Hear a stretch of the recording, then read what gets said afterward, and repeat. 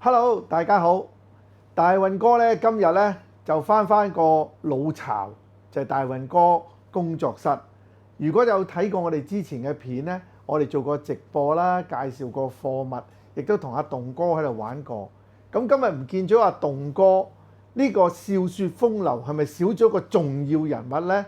係咪真係反面呢？嗱，其實就真係唔係嘅，因為咧勝利台嘅宗旨咧，始終都係以馬同埋波同埋直播，仲有唱歌呢個神童等等咧，我就覺得將風流嘅種子散播喺嗰度咧，可能就冇一個好好嘅連貫性，所以我就話不如翻大運哥工作室，我就做翻平時有時我要講下海外樓啦。有網友話你連演唱會飛都賣埋，其實我真係唔係賣演唱會飛，不過有好朋友開演唱會呢，我就想介紹大家去睇下。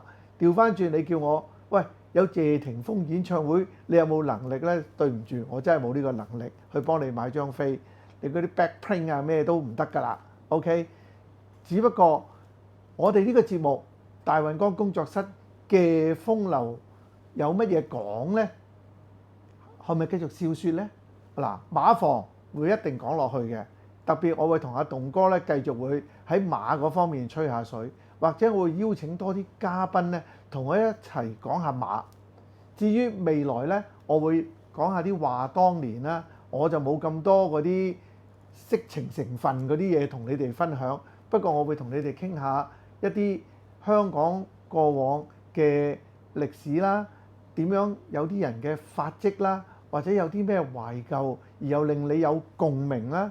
因為始終我都係屬於嗰一批成日講以前嗰啲嘢嘅人，即係日日講舊史啊，真係。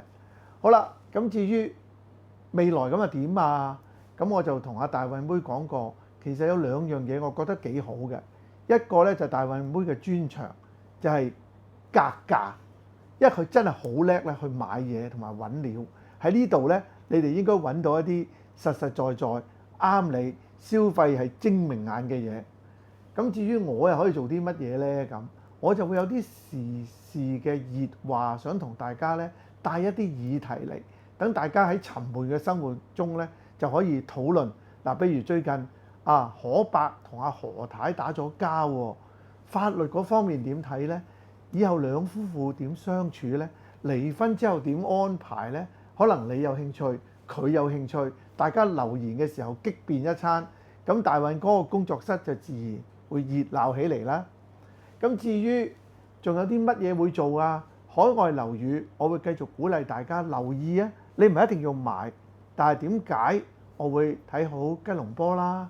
譬如中山海亞繽紛城啦，譬如甚至乎曼谷啦，雖然有地震過，咁但係香港嘅樓價始終，我覺得如果喺中港同城嘅形勢之下呢，樓價喺香港有一段時間係幾難升嘅。雖然最近嘅息口回落，咁最重要啦，因為平時笑説風流呢，我哋係2個星期先至錄一次啊嘛。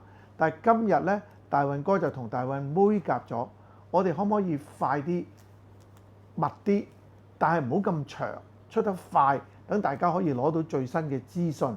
例如我繼續要講嘅就係聽日嘅風流馬房都有3匹馬會出賽啊嘛。咁究竟佢嘅機會點呢？嗱，你而家睇緊呢條片嘅時候未跑㗎，你中意可以跟我去諗諗佢會唔會係你嘅投注心得。咁啊講翻馬啦，嗱，第2場呢就有我嘅妙算奇勝出賽，跑翻1800米非常正宗嘅。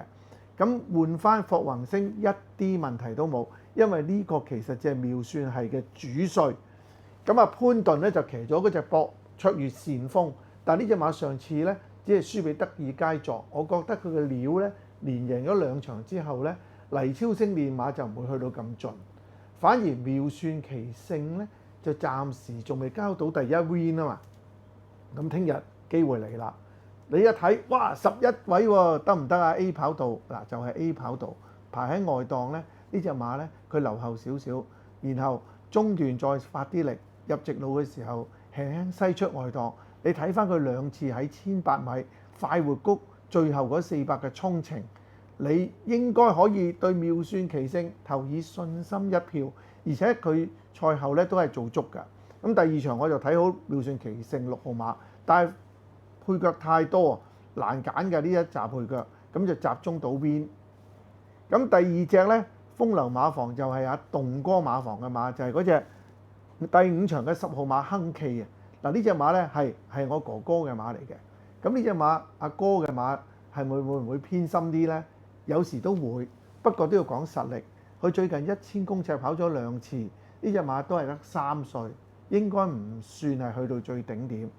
但係對住一批已經跑咗一段時間嘅第4班馬咧，就算聽日排第10位，而騎師仍然都係湯寶新，我覺得佢機會咧依然係相當大嘅。咁對手當然啦，有隻熱到透嘅就係2號馬天外迎天啦，阿潘頓又攞翻嚟騎啦，出邊嘅支持又夠啦。咁呢隻天外迎天係面咧，我覺得係最好嘅，因為佢仲有埋個2號位啊嘛。不過亨記呢啲馬咧，如果賭1 win 3 pay 咧，應該係要搏得過。特別呢個騎師真係由呢隻馬落地開始到而家都係未放過手。大家記住，湯寶新都係一個唔錯操馬嘅好騎師嚟嘅。咁睇下比賽嘅時候係咪能夠發揮水準。10位只係咧出閘撳住入一個靚位，直路嘅時候揾位攝出嚟。呢一紮馬裏邊咧，其實好多都用晒。例如打咗30幾邊嗰條天下寵兒啦，呢啲馬咧潘頓都轉咗去騎天外迎天，咁大家心中有數。咁可以考慮咧就係亨記天外迎天 Q 位置 Q 同埋呢一隻亨記嘅1 win 多 pay。至於第3隻出賽嘅咧，就係上次阿棟哥話冇人投注嘅第7場嘅2號馬包裝創新。咁呢隻馬我當時揀佢入馬房咧，主要就係佢3歲嘅時候已經係跑緊英國嘅東帝錦標，係打比嘅前哨戰。咁而家呢隻馬咧嚟到香港嘅時候4歲，原本都係應該向打比進發，只係個進度未得。咁而家個進度好咗，咁上次咧好輕鬆咁跟住一隊大隊馬阿周俊樂，我覺得都係全程都係喺出邊跑，只要啱步穩平衡好，一嚟快局就得啦。咁聽日咧雖然係加咗7分，但係對住嗰批其實又係熟口熟面㗎啦。廣林福將多巴先生呢啲都老啦。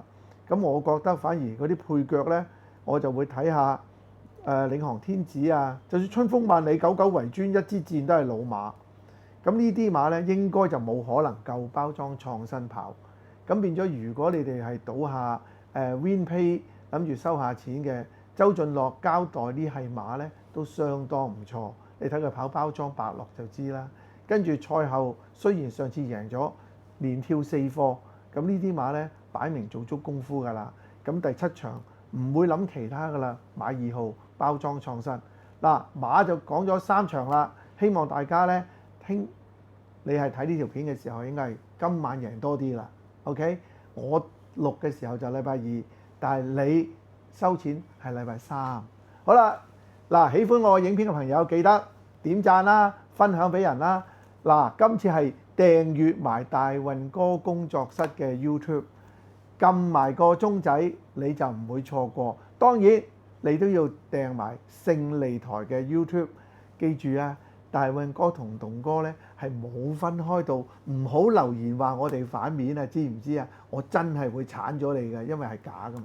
因為仍然都係老友記，我同阿神同昌哥繼續會喺適當時間喺勝利台繼續吹水。咁今次講到呢度先啦，係咁啦，拜拜。